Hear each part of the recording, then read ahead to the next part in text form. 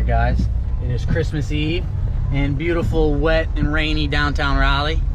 I'm feeling a little festive and it's flooding pretty bad, so any chance I can play on my skimboard that doesn't require driving 2 hours to the beach, I'm gonna take advantage of. So driving downtown here. I'll get back with you guys in a second.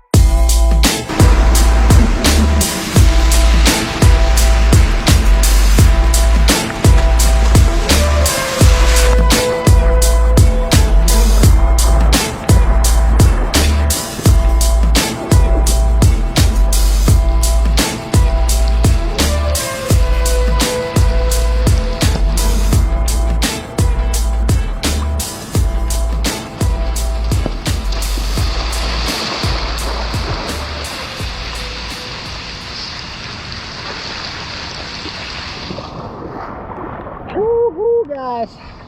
Downtown Raleigh. Skim it up. Merry Christmas. See you guys next time.